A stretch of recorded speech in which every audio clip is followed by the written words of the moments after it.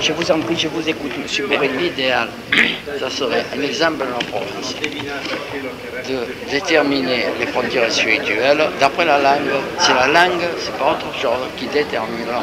La province, elle part du Gros du Roi jusqu'à Menton et de Cassis jusqu'au Pelvoux, à la barre des Écrins. Pourquoi? Parce que les montagnards parlent la langue provençale, le gavo. Parce que dans la langue provençale, il y a plusieurs nuances. Il y a 4 nuances principales.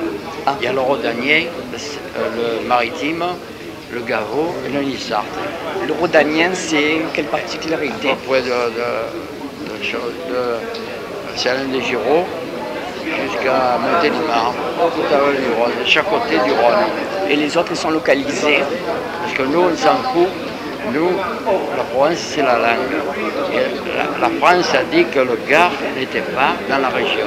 Et nous, on s'en fout. Le Gard, c'est provençal. Il y a 9 départements qui sont concernés.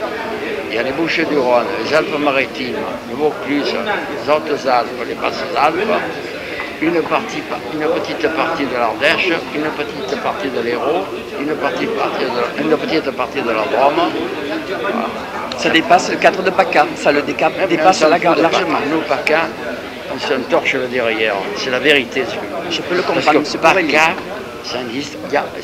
c'est simple, avant ça a toujours été la province.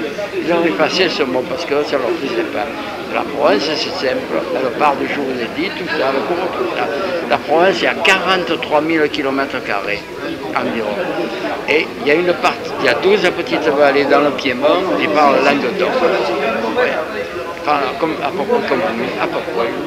C'est descendants des Vaudois qui se sont réfugiés pendant la guerre de religion pour ne pas avoir la tête coupée. Voilà.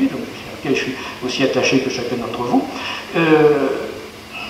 Elle trouve son écho et son territoire, je dirais, d'expansion dans l'ensemble de la Languedoc, dans la Catalogne qu'il ne faut pas oublier, dont nous connaissons l'importance.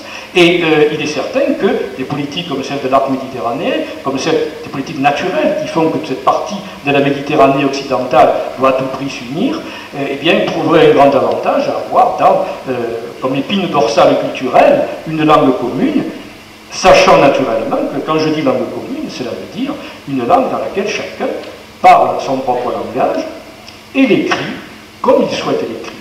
Et là, je dirais donc, en tant qu'enseignant, puisque c'est mon rôle, et responsable éducatif, c'est mon rôle, eh bien, cette question de l'orthographe me semble évoluer comme elle doit le faire, c'est-à-dire que il y a des choix dont on voit l'origine, dont on voit la raison. De part et d'autre, chacun a ses raisons. Quand nous enseignons notre langue, eh bien, il faut bien sûr que nous l'enseignions avec ce que nous pensons, parce qu'il n'est pas bon d'enseigner en cachant à ses élèves ce que l'on pense. Mais ses élèves, ou ses stagiaires, ou ses étudiants, ou qui voudraient, ou les personnes qui s'intéressent à ce que nous disons.